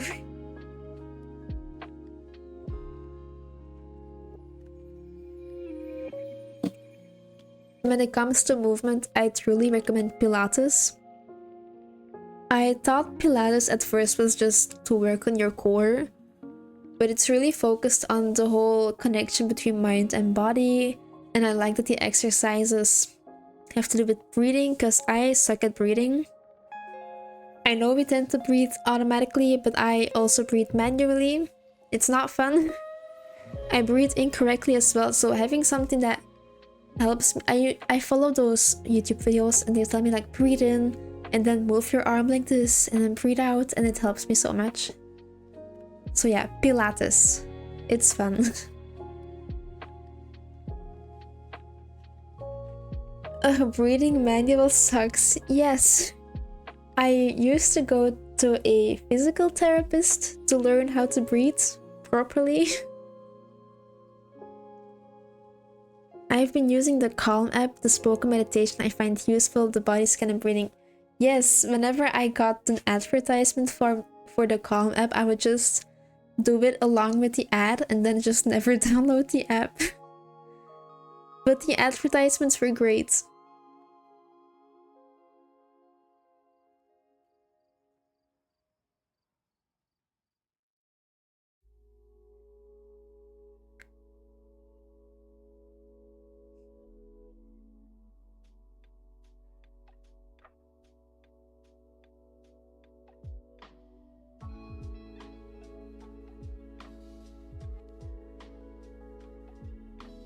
Who needs the app if the ad works? Yeah. Some ideas review mental health apps. Happy to know I'm not the only one who doesn't know how to most basic thing in life. Yeah. Imagine forgetting to breathe. I have this almost every day. I think I should see a doctor about it, because sometimes I will wake up and be like, wait, did I just forget how to breathe in my sleep? Maybe I have like sleep apnea. Who knows? I forgot to turn the stream into just chatting. Oopsie. I don't think... Is that against the rules? Let me see. Edit stream. Maybe I should change it now, even though I'm gonna stop streaming in a bit. Just chatting? That's the thing, right? Okay, just chatting. I'll just change it right now. It's fine. I have the urge to rewatch Dexter now. I blame you. I honestly love this show so much. I first watched it way back in 2017, like the end 2016, start of 2017. My life was in shambles. It was like the worst year of my life, or one of the worst years of my life. And when I look back, watching Dexter was like the light of my life at the time. It was something that was so... It was like sometimes the only good thing in my days. So right now I was going through a lot the last few months, mentally. And I was like, maybe I should rewatch Dexter because it really helped me last time. Oh, thank you, Cornerstone. It helped me last time, so maybe it will help me again, and it is. I find it so fun. It's such a relaxing show. Oh, well, it's about murder, but it's still really relaxing. Don't worry, it's not illegal. My brother told me to always change the thingies if I were to switch games, but oops, I forgot. I do think it's really annoying that I'm not getting like the pop-ups or the notifications for the ads. Anyway, I know it's weird how cozy it feels when it's about such a bad topic, yeah. Try Bones and Supernatural. Yeah, my mom watches Bones every day. And I have brain rots, I have TikTok brain. So I will be watching my show on my computer. And on the screen next to where I sit downstairs is the TV. And then my mom is watching Bones. And then I will sit like this and just switch between the screens. I will have earplugs to listen to my show, and then I will read the subtitles on TV, and then I'm watching two shows simultaneously. We won't tell Twitch, good. Being a vigilante is cozy, yeah. Hi. Welcome. Hard to pay attention to at the same time. I feel like I've adjusted. Somehow it works. So I'm trying to unlearn it though. You can make little comments like thingy JC that will automatically change your category. You can assign mods to do it for you. Oh, okay, that's cool. I'm still very new to Twitch, so I'm still learning every day. Yeah, I'm trying to unlearn looking at two screens because a little while ago I was watching the movie Pearl. I was in the mood for some horror, so I was like, I'm gonna watch Pearl. I hadn't heard of it. And I told myself I'm gonna pay attention. I'm not gonna look at my phone. I think I managed to do that for like the first 3/4 of the movie. But then I was like, ugh, maybe not. Depends on the show too. Some things work as backdrop. I also heard that a lot of the recent shows, especially on Netflix, they actually tend to make it now in mind that people are gonna look at their phones. So they try to make the story more simpler, but also repeat a lot of the information because they believe their viewers are actually on their phone and not picking up on information the first time, so need to repeat it, which I think is really bad. How long have I been on Twitch? I think it's now been 3 weeks and a half or something. If you need any help or tips, you can let me know. Thank you. Hi, Thunderhawk. Welcome. I will leave in about 10 minutes. And then I've been streaming for 2 hours, which is pretty long. And then it's time for sleep because I have work in the morning. Congrats on getting affiliate. Thank you.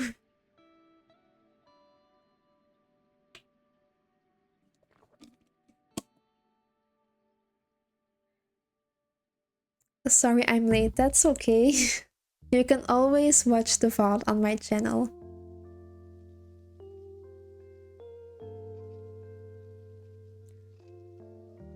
Cool, congrats. Yeah, it was really unexpected to become affiliate so fast. That is the reason I like Twin Peaks. If you don't pay attention and think about the things you saw, you will not know what's happening. If you pay attention and think about it, you don't know what's happening either, but in a more immersed way. You're never late nor early. A viewer comes on at the right time. Exactly. I remember Twin Peaks, their Facebook group, or like the Facebook page.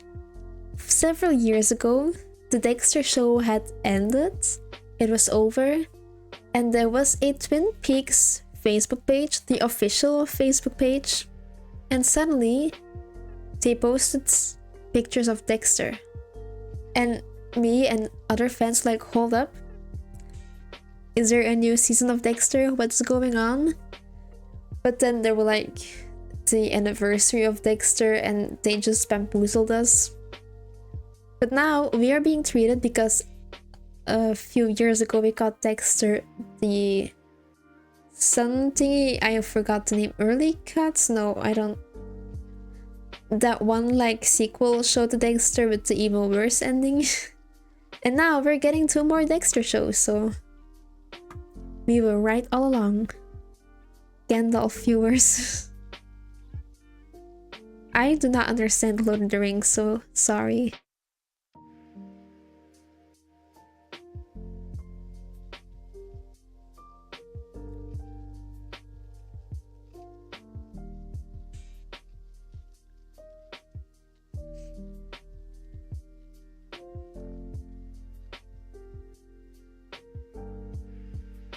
This time, young Dexter won't be Michael C. Hall in the big wig.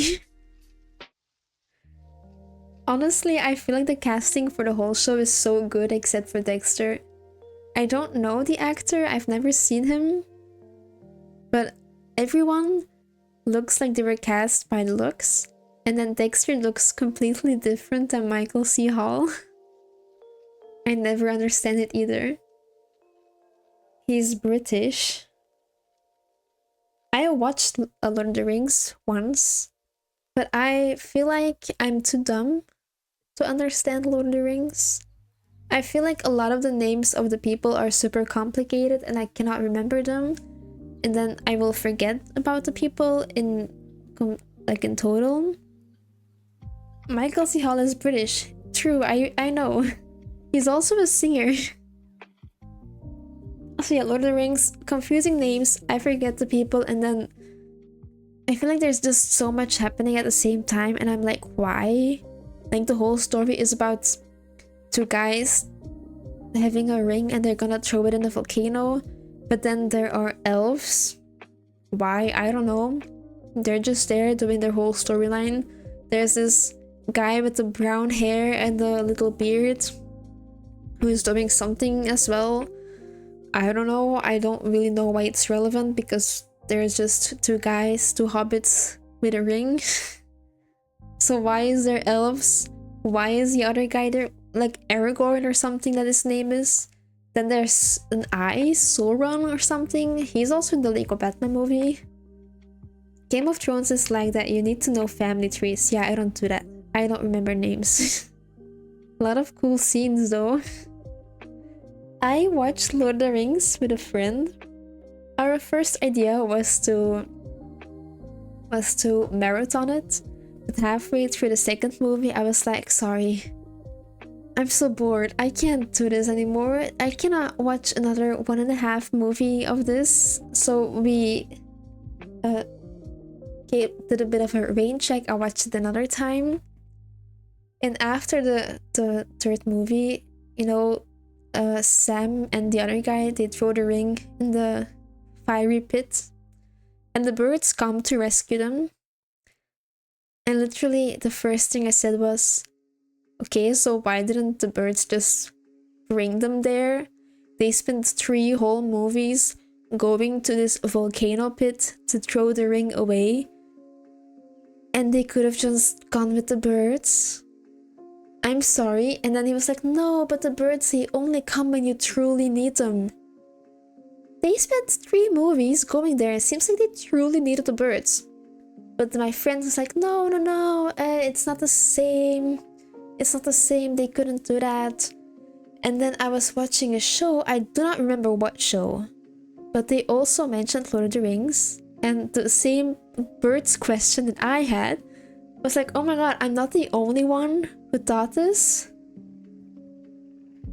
Not one original experience. I've normally failed trying to show friends the original Star Wars trilogy loses them. Star Wars is so much better than Lord of the Rings. I said what I said. They weren't cast in time. Contract negotiation. I want to give Lord of the Rings another chance, but I don't know if it's gonna be soon. I did like The Hobbit though. That was funny.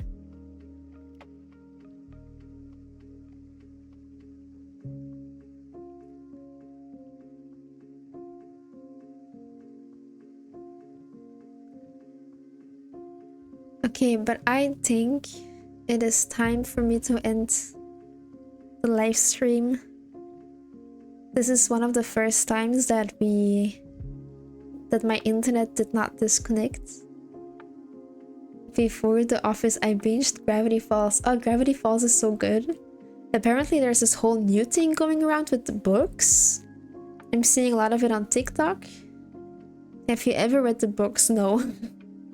I do not read books a lot. I did read the whole Dexter series in books, which is really good. It's completely different than the series. So when Dexter ended, I was so sad. Like, oh my god, this show was my favorite thing ever, and now it's over. And then I discovered the books. And I was like, oh my god, this is gonna be like 8 more seasons, but now I get to watch them in my head. And I read the last book last year, and the book ending is worse than the TV show ending. But it's worth it. I love the book so much, and they're so funny. I've heard that too about the birds, but I think at the time, the Eye of Sauron was distracted by Aragorn and his army, so maybe the birds couldn't get there earlier. I have no idea. Yay for your internet, yes. The Book of Bill, yeah. Dexter books are good but different. Deb knows about him much sooner, and yes, La Guerta dies a lot sooner as well. I hate her so much in the TV show, so when she died in the books, I was like, oh, thank God. No more suffering with La Guerta.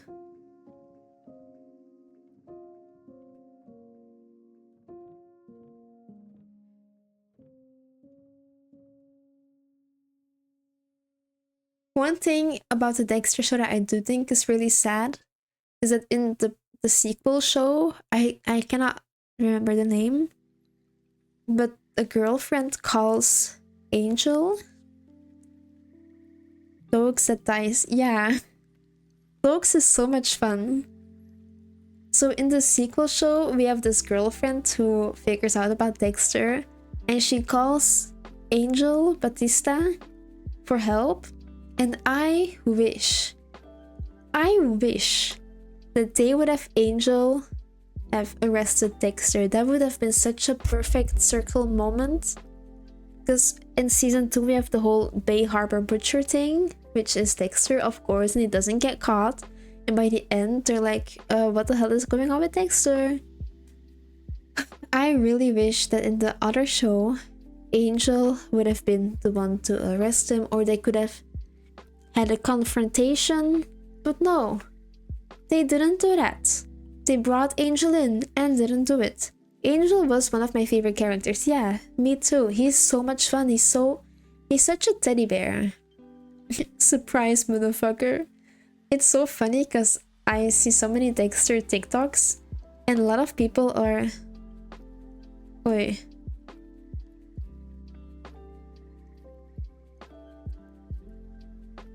Wait, I'm a bit confused. I had a chat that was like sexually harassing something.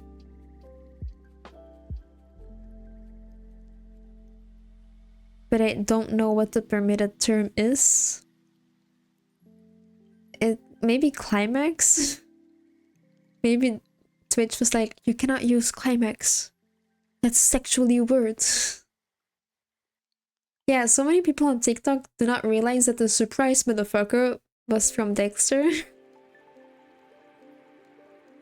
But okay, I am going to sleep. I said climax. Yeah, Twitch was like, that's a no-no word. It's fine. Okay, I will go to sleep. Next New Blood. Yes, that's the name. Slaap lekker, thank you. Good night, everyone. Thank you all so much for being here. I had a fun time, and I hope to see you in the next mental health stream, which will probably be in like a month or so. I appreciate you. Have a great night and week. Thank you. Have a nice night or day wherever you're from. Good night. Thank you. Bye.